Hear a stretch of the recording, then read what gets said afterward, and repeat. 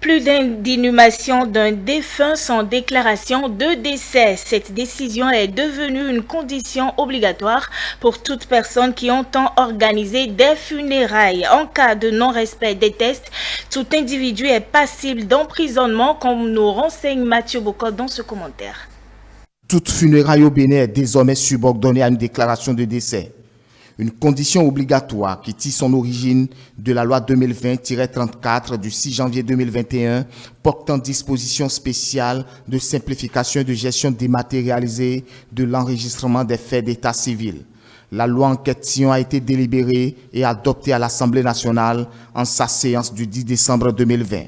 C'est donc dire que tout décès doit être déclaré et enregistré au registre national des personnes physiques et pris en compte au fichier national de l'état civil. La déclaration de décès se fait par les parents du défunt ou par toute personne possédant sur son état civil les renseignements nécessaires à son établissement dans un délai de 15 jours pour compter de la date de survenance du décès. Autrement, toute personne qui organise des funérailles sans déclaration du décès du défunt dans les 15 jours est punie d'amende de 200 000. En résumé, l'inhumation sans autorisation de justice d'une personne dont l'identité est inconnue est punie de 3 mois d'emprisonnement et de 200 000 francs CFA. La date du 28 avril 2021 est consacrée à la célébration de la Journée mondiale de la sécurité et de la santé au travail. Une journée qui vise notamment à promouvoir la prévention des accidents de travail et des maladies professionnelles dans le monde. En prélude à cette célébration, Adidjatou Matisse, ministre du Travail et de la fonction publique, a adressé un message à la population béninoise. Suivez la quintessence de son adresse. Les accidents de travail et les maladies professionnelles demeurent un fléau qui tue chaque jour environ 6 000 personnes dans le monde.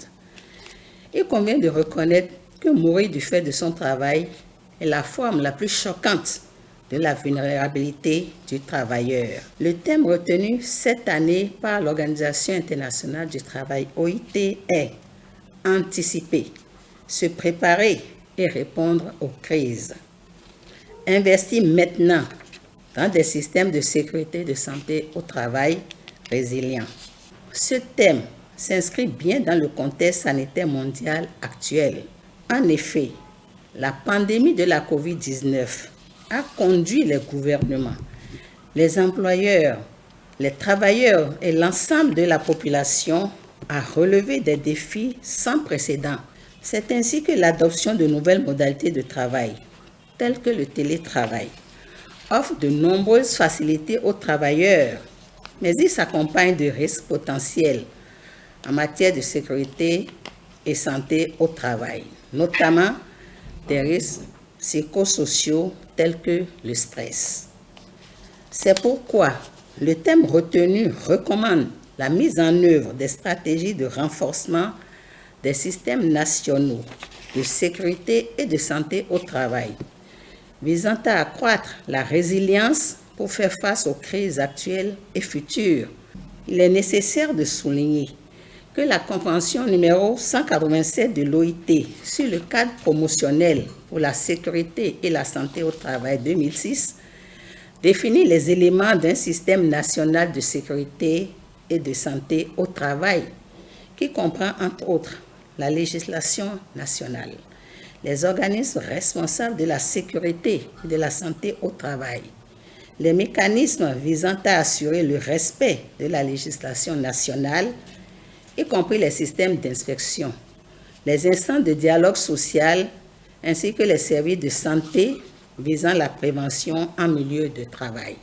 La gestion des risques professionnels en milieu de travail s'opère dans notre pays à travers 2 organes, à savoir le comité d'hygiène et de sécurité et le service de santé au travail, et ce, conformément aux dispositions du Code du travail République du Bénin et à celles de l'arrêté interministériel numéro 2020-024 du 9 juin 2020 portant attribution, organisation et fonctionnement des services de santé au travail. Je profite de l'occasion pour lancer un appel à tous les employeurs de tous les secteurs d'activité de notre pays, afin qu'ils s'investissent davantage dans l'installation des systèmes de sécurité et de santé au travail résilients, dans l'optique de limiter et de prévenir la propagation aussi bien de la COVID-19 que de toute autre affection pathologique sur les lieux de travail. Pour ce faire, il est important pour les employeurs, d'une part, d'inventorier les risques liés au travail dans leurs entreprises, ainsi que les actions de prévention existantes, et d'autre part, de réfléchir aux nouvelles mesures à déployer et de les mettre en œuvre.